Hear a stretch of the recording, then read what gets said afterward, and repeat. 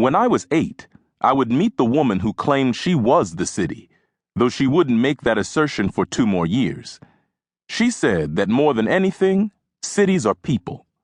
Sure, you need to have the office buildings and the parks and the nightclubs and the museums and all the rest of it, but in the end, it's the people and the kind of people they are who make a city great or not.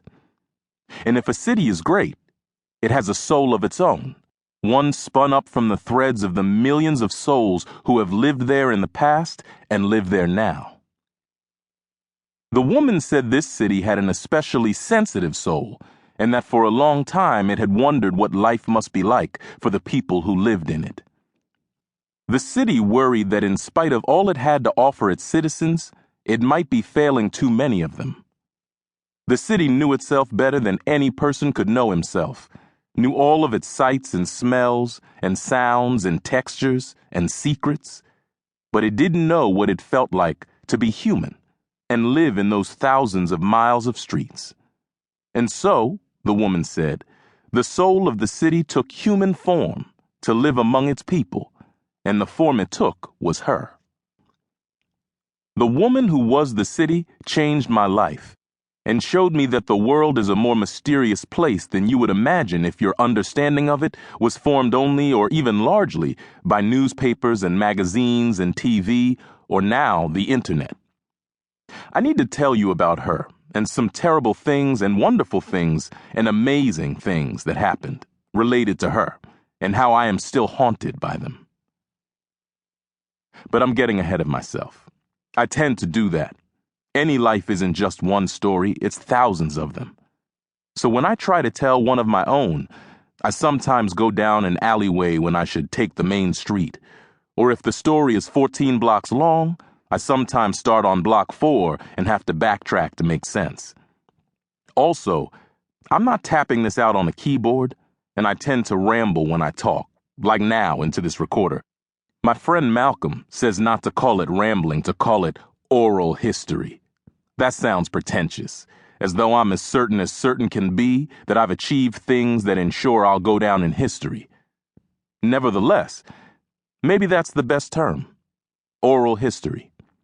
As long as you understand it just means I'm sitting here shooting off my mouth. When someone types it out from the tapes, then I'll edit to spare the reader all the you-knows and uhs and dead-end sentences, also to make myself sound smarter than I really am. Anyway, I must talk instead of type, because I have the start of arthritis in my fingers. Nothing serious yet, but since I'm a piano man and nothing else, I have to save my knuckles for music. Malcolm says I must be a closet pessimist, the way I so often say nothing serious yet. If I feel a phantom pain in one leg or the other and Malcolm asks why I keep massaging my calf, I'll say, just this weird thing, nothing serious yet. He thinks I'm convinced it's a deep vein blood clot that'll break loose and blow out my lungs or brain later in the day, though that never crossed my mind. I just say those 3 words to reassure my friends, those people I worry about when they have the flu or a dizzy spell or a pain in the calf, because I'd feel relieved if they reassured me by saying, nothing serious yet. The last thing I am is a closet pessimist. I'm an optimist and always have been. Life's given me no reason to expect the worst. As long as I've loved the city, which is as long as I can remember, I have been an optimist. I was already an optimist when all this happened that I'm telling you about. Although I'll reverse myself now and then to give you some background, this particular story really starts rolling in 1967, when I was 10, the year the woman said she was the city.